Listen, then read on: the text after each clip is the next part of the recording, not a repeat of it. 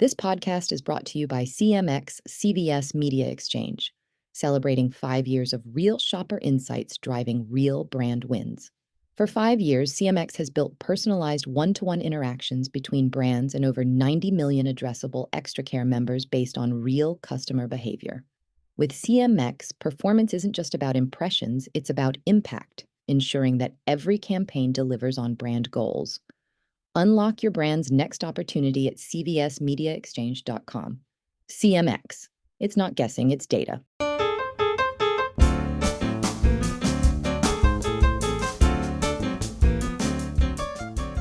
Hi, I'm Erica Wheelis, food and restaurant marketing reporter at Ad Age, and welcome to another edition of the Marketer's Brief podcast, our weekly discussion around marketing news and trends that have the industry buzzing. Today, I'll be talking to Alvaro Luque, president and CEO of Avocados from Mexico. The brand has been known for showing up during the Super Bowl, but has recently started focusing more on the college football season. Avocados from Mexico is also looking to grow beyond game day spreads to be a more common item on restaurant menus. In this episode, Alvaro will talk about the history of the brand's famous jingle, navigating the Trump administration tariffs, and share his guacamole recipe.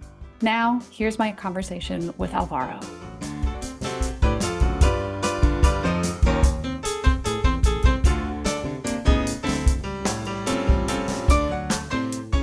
So, Alvaro, I want to start with Super Bowl strategy. We're the Marketer's Brief podcast. Super Bowl is a big moment in marketing. You have almost a decade of Super Bowl ads under your belt at this point. Why is it still worth the media investment? Why keep coming back? Yeah, you're right. Super Bowl is extremely important for us. First, it's important to highlight that still at this time, after 12 years of doing this, is still the number one selling date for avocados in the year. There's nothing like the Super Bowl.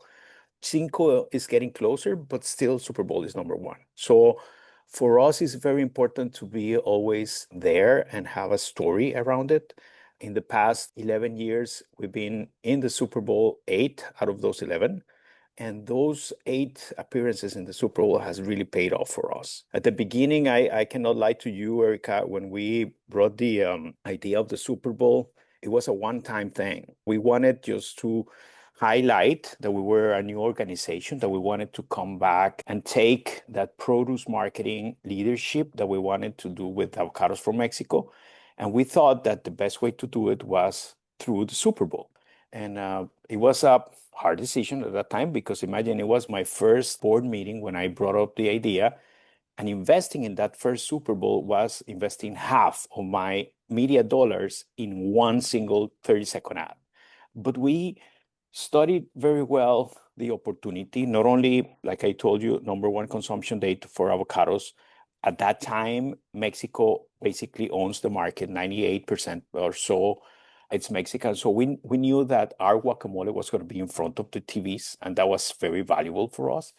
But the big insight that we saw at that time that's still very valid is that I was doing some work with Georgetown students and Kellogg students some months ago, and I was telling them, guys, imagine a profession where you study for 4 years or so, and when you finally graduate, all the people that you want to dedicate your life to present what you do are going to pay every month out of their pockets to avoid you. That's the life of the marketer. And it's more and more difficult for us to get our ads and messages out there. But the big insight that we saw is that during the Super Bowl, that mindset shifts completely. And the consumer is going to pay attention. And the consumer is really going to like the ads and talk about them. So we said that's the ripe mindset that we want for us to present our message. And that's why we wanted to do one. But it was so good for us that we did 7 more. And that's been really the foundation of this brand here in the US. Yes, I feel like that most folks might, when they think of you, it is Super Bowl related, which is so 100%. interesting. Yeah. Related to this, I believe that you guys have also done a little bit more around college football, if I'm not mistaken. Why get in front of that audience? Yeah, actually, the decision of not doing the Super Bowl in the past 2 years has been that specifically. because Super Bowl, like I told you, is still very big for us. But Super Bowl is one game, the biggest game of the year. But if you add up all the college football opportunities that you have in a season, it's more than 1,600 times that the consumer get together in front of a TV to watch a game. And we know there's a very strong association of guacamole and football.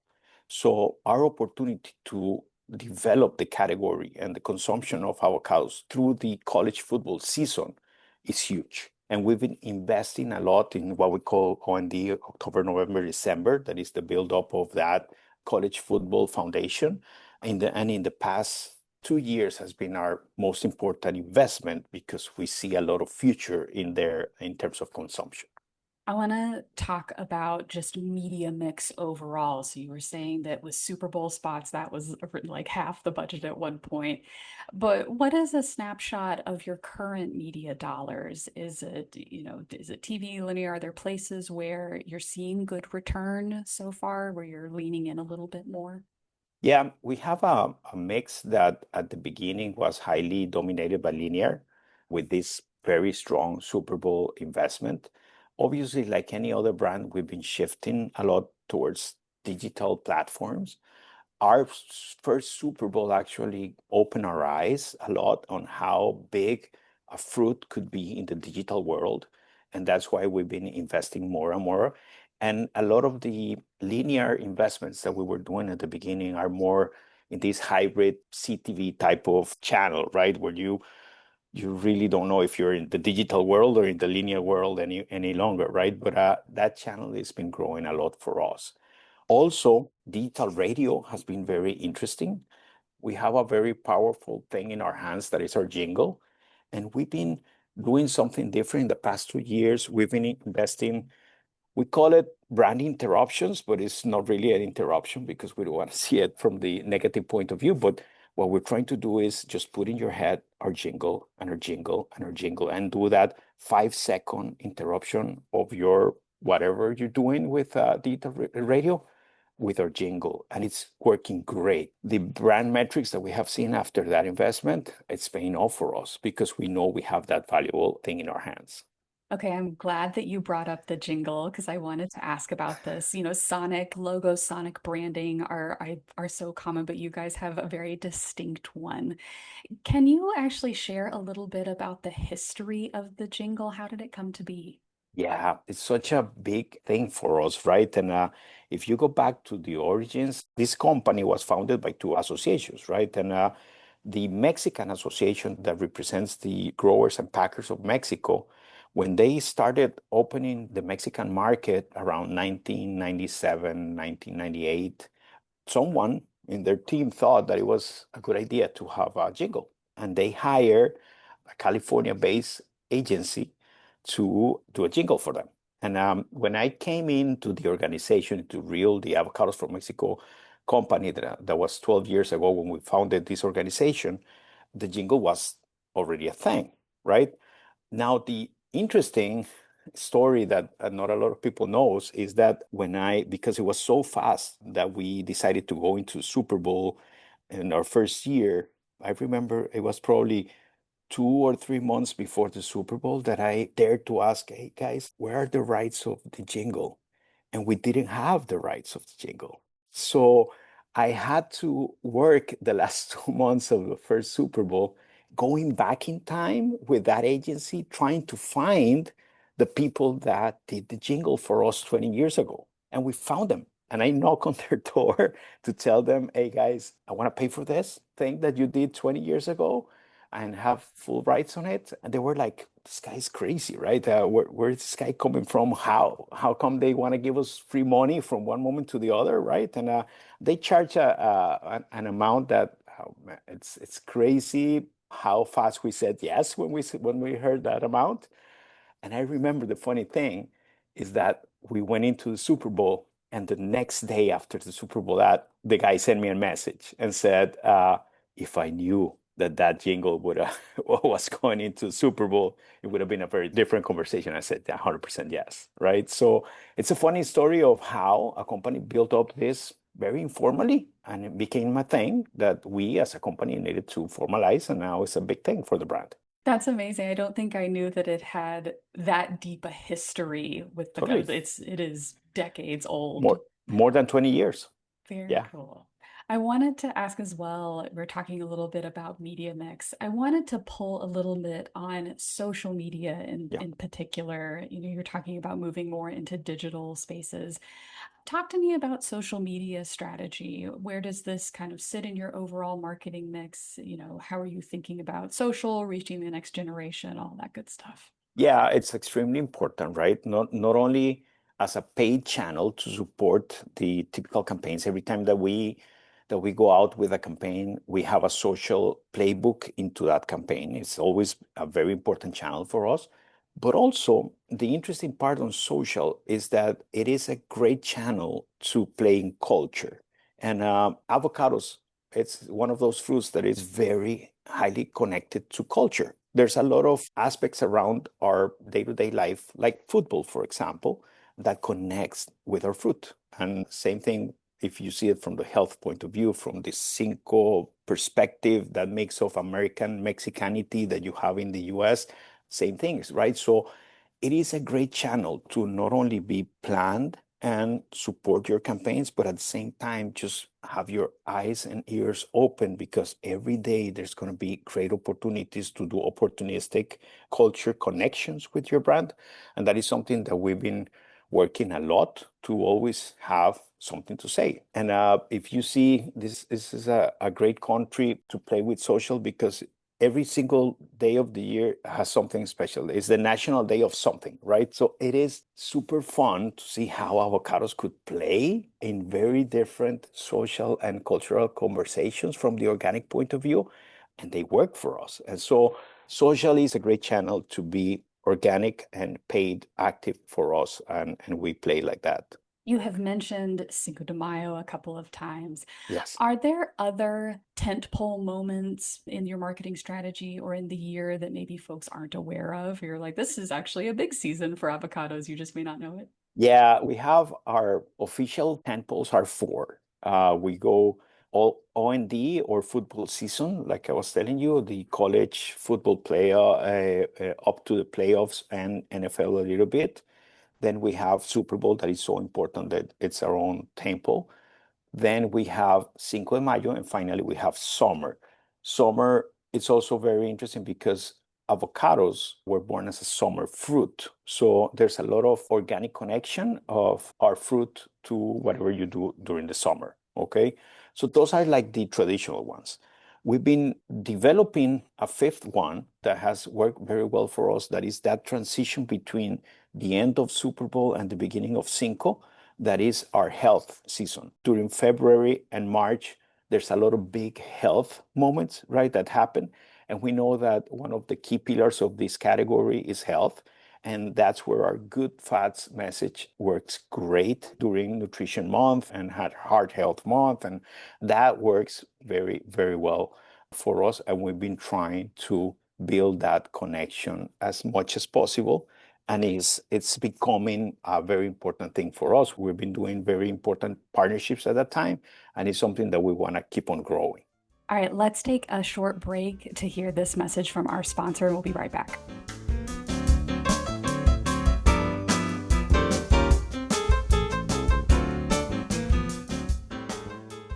This podcast is brought to you by CMX CVS Media Exchange.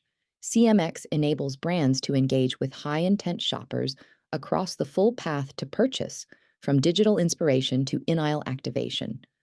With 2 billion on-site impressions, nearly 2,000 digital screens in-store, and the ability to reach shoppers through first-to-market collaborations with industry-leading publishers and networks, CMX is leading the next chapter in retail media. Discover more at cvsmediaexchange.com. CMX. It's not guessing, it's data.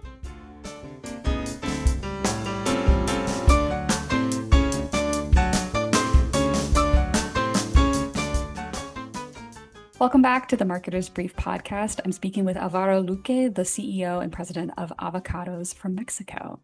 Okay, Alvaro, I want to ask about macroeconomic factors here for a second. So Folks might be aware that the Trump administration has imposed tariffs on Mexico, but avocados are exempt from this, no fear. However, are you worried that the average consumer may think that, oh, those are impacted, they're too expensive? How does that impact your brand messaging around avocados? Yeah, I think that every category out there, you have to be careful, right? Because sometimes consumers take just certain nuggets of the information and just put it out there and relate it to your category, even if you're not related to it, right? Like you were saying. So in their minds, they're just thinking everything is going to go up 25%, right? Or so. But it doesn't work like that. And also, not only we're exempt, in our case specifically, we have done a lot of research around it. Avocados is a very inelastic category. And why is that? First, we're not cheap. It's not a category that has always played in the lower parts of the spectrum, like bananas, for example, that are very, very cheap usually, right? Avocados play in the higher part, so people are used to pay for it. Also, it is a market that works by the day, so we don't have big futures like other fresh categories. So that means that there are parts of the year that we always have price fluctuations that are important, and consumers keep on buying the category regardless of the fluctuation. So they're used to that movement, okay? But the third part that is very interesting, and we have researched that a lot, is that really we don't have a competition. If you want to have guac, there's only one option, right? And you could have other type of dips around it, but people really don't relate that to an avocado. When you do research and you try to find what could be a good substitution of an avocado, they go to things like chocolate or bacon, right? Why? Because bacon or chocolate, they do things better for you. If you add chocolate to something, it will be amazing. If you add bacon to something, it will be amazing, right? So that feeling is what they compare to avocados. So we're shielded a little bit different than other categories in this situation. And we keep our eyes open. It's important to be careful. But I think that avocados are a little bit different in this ballgame. Let's shift and talk about brand partnerships a little bit because you are associated with, football and getting together. You guys have this good inroad with some alcohol brands that other folks may not get to do, but you also have, I mean, with the football tie, you've worked with Rob Gronkowski and some of those.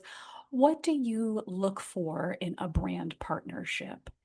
That's a great question because, like I told you, this is highly related to culture type of brand, right? So we want those cultural partnerships to play with the brand narrative and tone and personality, right? So partnering with football players is relatively easy, right? You go in, look for a player, just pay for the sponsorship, and that's it. But finding those football players that could have your personality is a little bit different. And Gronk, for example, was a great match for us because he's not only an amazing athlete, but he's quirky, he's fun. And that's the type of personality that we want to bring into the brand. Because one of the things that I've been very strong about is that I think that every brand has a role in society. That doesn't mean that it has to be a political role or a social role, right? In our case, we don't want to get into those type of conversations, but my role is to make people healthy and happy. And I want to find those partnerships where you feel healthy and happy, right? And Gronk was an amazing one. Last year, we did, for example, a great partnership with Poppy, and amazing, right? That's the type of brand that we want: fun, healthy, trendy, cultural related. And we did our summer walk with them that you basically added lime ginger poppy to a wok, and it was an amazing surprise because it was a great taste profile. So those are the type of brand partnership that we're looking for that really will solidify our message as a healthy, fun brand in the US. What do you think is the biggest challenge that Avocados from Mexico is currently facing as a brand? And what are you doing to overcome it?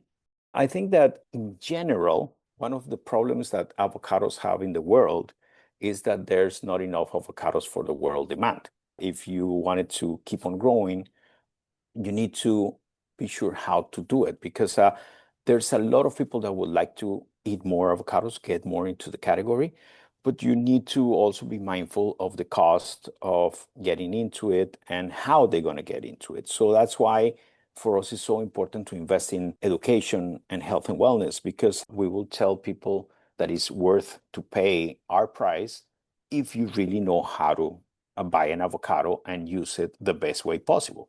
So right now, I would say we're in a transition mode. When we launched our program 10, 12 years ago, our focus was to sell this idea to Gen X and boomers.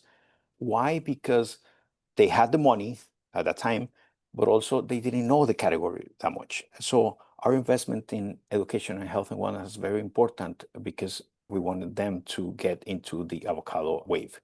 The transition that we're seeing is that millennials and Gen Zs are completely the opposite. These guys were born with avocados. They invented avocado toast, right?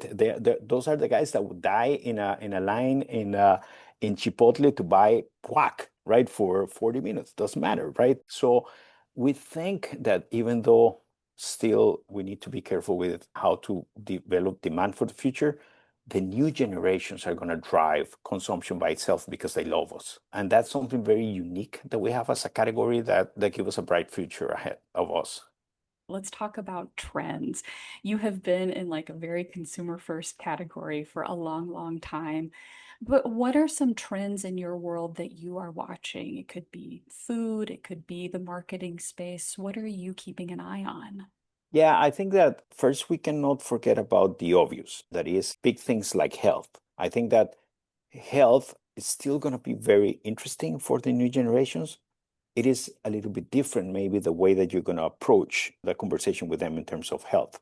So we think that shifting a little bit the way that we have that conversation with them is going to be very interesting because they see health in a more holistic way, right? So it's not about the old dietary, low fat, no sugar type of conversations. Now it's more about not only we're good for you, we're good for the planet, we're good for your life, right? We give you energy, we take care of your health. And at the same time, we're trying to do things from the category point of view that are going to be good for forest and good for the land and good for the water, right? So it's a holistic conversation. And I see that that trend is going to get stronger and stronger and stronger for us, okay? The other thing that we're seeing as a great opportunity is that it is hard for us, Erica, to imagine a supermarket in the US that doesn't have avocados. Actually, I don't know if you will be surprised about this, but there are important chains in the US where the number one SKU in terms of profitability is avocados on top of sodas and beers and everything else, right? So we're high out there, okay? But if you go into a restaurant, it's still limited, right? If you go into a restaurant, you will find one, two, three different recipes that will have avocados if you're lucky. But there's a world that is growing that we need to be sure that we ride that wave as much as possible. And one of the big trends that we're seeing is this blend of how Hispanics are influencing the American life, how they are blending with other cultures as well. So we want to play that Mexicanity into the new cultures, into the new cuisines, into the new American way of eating. And it's a very nice and interesting combination for us to develop the food service category for the future. I mean, I'd be happy to have more avocado on my plate at a There you restaurant. So, go. yes, for sure. That's what I want to hear.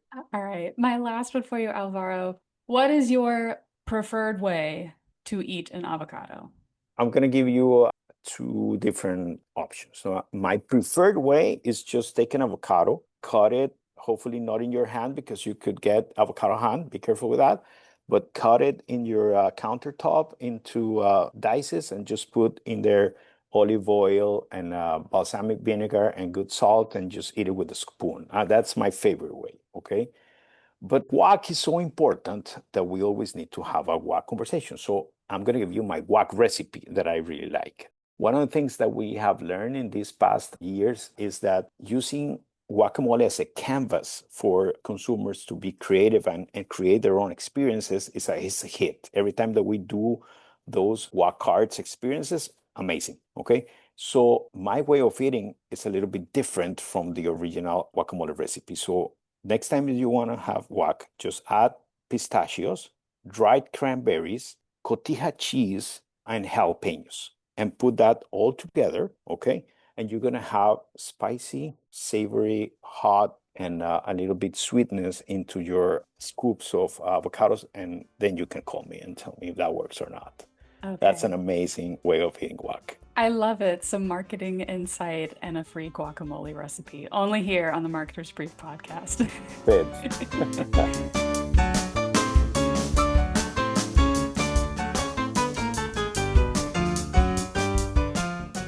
That was Alvaro Luque, President and CEO of Avocados from Mexico. And I'm Erica Wheelis, Food and Restaurant Marketing Reporter at Ad Age. I'd like to thank our producer, Lauren Ciardio, and invite you to subscribe to The Marketer's Brief wherever you get your podcasts. We promise to keep it brief, or at least short enough for your morning coffee. Thanks for listening. Marketer's Brief listeners get $40 off an adage.com subscription.